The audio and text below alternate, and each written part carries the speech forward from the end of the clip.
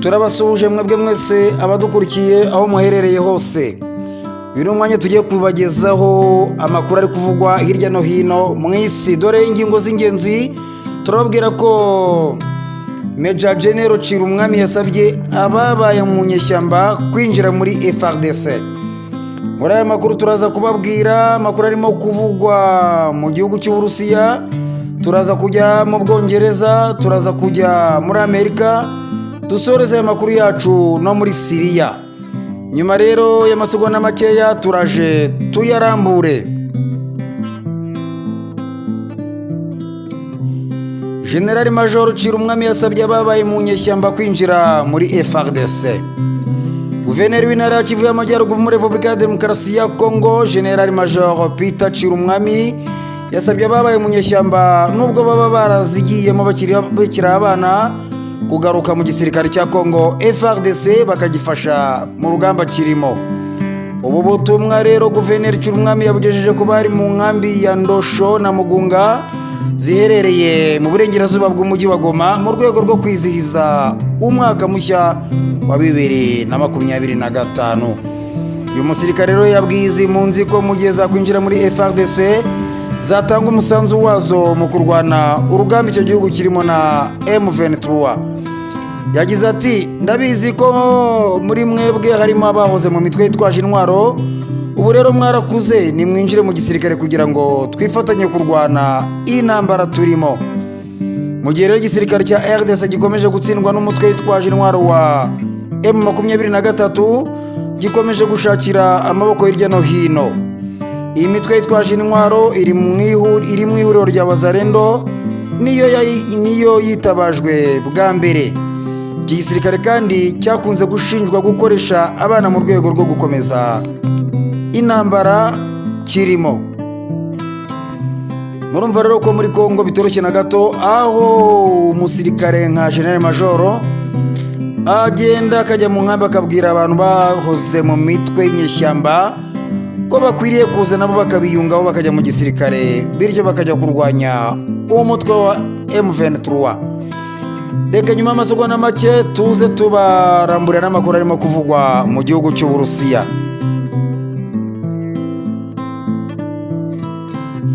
Igisirikare cy'Uburusiya cyo cyemeje ko cyahanuye MiG 29 ya Ukraine.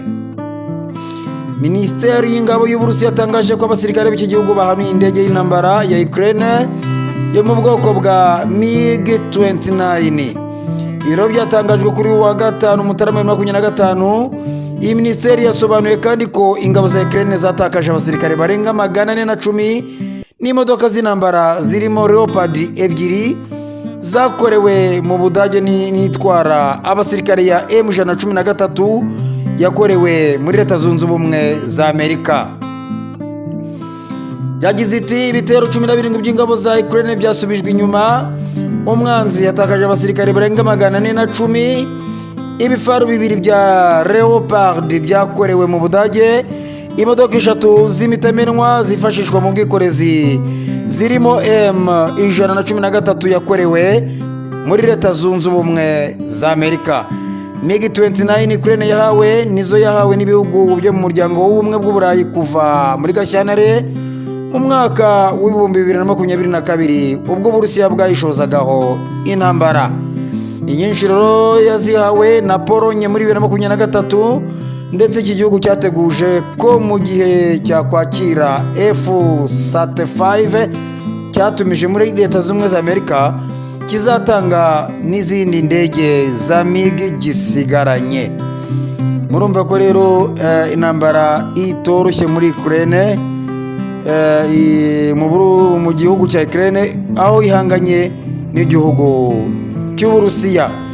Reka tugaruke nyuma y'ako ka gitari tuze tubageza n'amakuru ari kuvuga mu gihugu cy'Ubwongereza.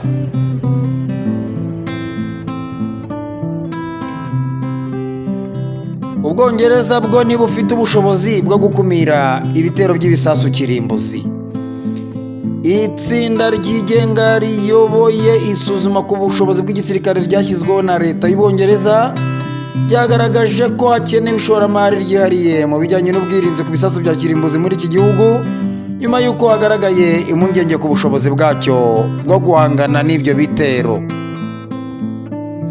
Bimwe rero mu bihugu bigize umuryango wa OTAN nabyo byagaragaje ko bitanyurwa n'umusanzu w'Ubwongereza muri gahunda zo kubaka urwego rw'ubwirinzi mu Burayi, cyane cyane ubw'ibisasu bya kirimbuzi birasa mu ntera ndende. Iyi gahunda rero ikubiye mu ntego za NATO zo kubaka ubushobozi mu bya gisirikare mu bihugu biyigize muri 2025. Ikinyamakuru cyo mu Bwongereza The Times cyatangaje ko bamwe mu bayobozi n'impuguke mu bya gisirikare bavuze ko akaga kagenda karushaho kwiyongera ku Bwongereza mu gihe Ubushinwa cyangwa se Uburusiya na Iran byo bikataje mu bikorwa by'ibisasu bya kirimbuzi bishobora kwambukiranya imigabane ku muvuduko uruta uwijwi. Aba rero bagaragaje kandi ko ibintu bya gisirikare n'umutungo wa gisirikare w'Ubwongereza mu mahanga ugeramiwe n'imitwe yitwaje intwaro. The Times yatangaje ko muri uyu mwaka NATO iteganya kuzagirana ibiganiro na minisitiri w'intebe w'Ubwongereza witwa Keir Starmer ku ngingo zo kongera imari bushora mu bikorwa by'ubwirinzi bwo mu kirere mu rwego rwo kurinda ibikorwa remezo byabwo birimo inganda z'ingufu za nucleaire ndetse n'ibirindiro bya gisirikare n'ibindi. Murumva ko rero Ubwongereza bwo ntabwo bufite intwaro zihambaye zo kwirinda ibisasu bya kirimbuzi. Ubwo rero barimo kububwira bati namwe nimurebe ukuntu mwatera imbere mu rwego rwo gushaka intwaro z'ubwirinzi bw'ibisasu bya kirimbuzi. Reka tuze nyuma y'amasegonda make tubarambure n'amakuru ari kuvugwa muri Leta Zunze Ubumwe za Amerika.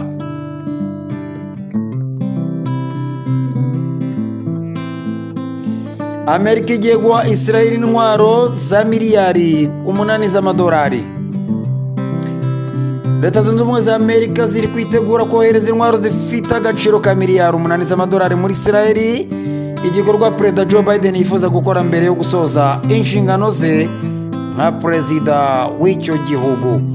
Ibi bijero bikurikira ibyabaye muri Kanama 2024 ubwo Amerika yemeraga kugurisha indege z'intambara n'ibindi bikoresho bya gisirikare kuri Israel bifite agaciro ka miliyari 20 z'amadolari. Kugeza ubu rero Amerika nitanga intwaro nyinshi muri Israel, ayimaze kuyifasha kubaka ingabo zifite ubuhanga buhanitse ku isi. Hagati ya 2019 na 2023 Amerika yahaye Israel hafi 70% by'intwaro zose iki gihugu cyaguze, ndetse nyinshi nizo ziri kwifashishwa mu ntambara iki gihugu kirimo na Hamas muri Gaza. Iyi ntambara rero imaze guhitana barenga 45,000, abandi barenga 100,000 barakomereka, mu gihe hejuru ya 60% by'inyubako zose zangiritse. Ngayo nguko rero murumva ko nubwo ibihugu bigaragara biri mu ntambara uko bwije nuko bukeye, ariko biba byibereye no mu bucuruzi.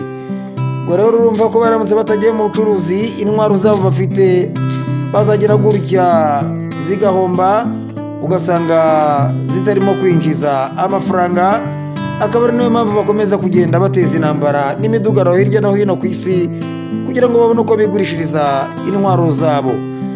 Ibyo rero nibyo muri Amerika. Reka tuze nyuma y'amasegonda make cyane tubabwire n'amakuru arimo kuvugwa mu gihugu cya Syria.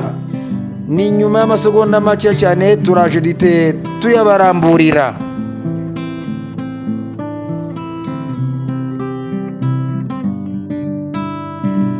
Umuyobozi w'agateganyo wa Syria yanze guha ikiganza Minisitiri Baerbock w'Ubudage. Umuyobozi w'agateganyo rero wa Syria akaba n'uw'umutwe wa HTC wakuyeho ubutegetsi bwa Bashar al-Assad yanze guha ikiganza Minisitiri w'Ububanyi n'Amahanga w'Ubudage Annalena Baerbock bitewe nuko ngo ari umugore. Minisitiri rero Baerbock hamwe na mugenzi w'Ubufaransa Jean-Noël Barrot bageze muri Syria kuri uyu wa 4 Mutarama 2025, aho bari bagiye guhura na Abu Muhammad al-Julani uyobora iki gihugu by'agateganyo. Julani uzwiho kugendera ku mahame akomeye ya Isilamu, ubwo yahuraga n'aba baminisitiri yahaye ikiganza Barrot ariko bigeze kuri Bayoboke ahitamo kumusuhuza ashize ikiganza ku gituza. Icyo Minisitiri Bayoboke yakoze ubwo Julani yashyiraga ikiganza ku gituza ni ukumukomera amashyi mu buryo bugaragaza ko nta kibazo yagize ku mahitamo y'uyu muyobozi. Minisitiri Bayoboke rero yasobanuriye abanyamakuru mu Budage ko mbere yo kujya muri Siriya yari azi neza ko Julani atamuha ikiganza. Ati ubwo navaga hano nari mbizi ko hashobora kubaho kudahana ikiganza bisanzwe. Kimwe rero mu bikomeye byajyanye Bayoboke na Balote muri Siriya ni ugusaba ubuyobozi bw'agateganyo bw'iki gihugu kudaheza abagore muri leta. Muri leta ni ihame ritandukanye n'iryo Asade we yagenderagaho. Ngayo nguko rero aho uyu muyobozi Julani yanje guhereza ikiganza cye umugore ngo kubera gusa ko ari umugore akavuga ati ntago naguha ikiganza bitewe n'amahame yacu twebwe tugenderaho. Ubwo rero murumva ko atari ibintu byiza cyane, ariko wenda bari kugenda banegosiya ngo barebe ko byazageraho ngo bagahindura iyo myitwarire. Reka dukomeze tubashimira muherereho hose, mukomeze mugubwe neza, Imana ikomeze ivange mu byanyu. Njyewe ndi Emmanuel Nshimiyimana.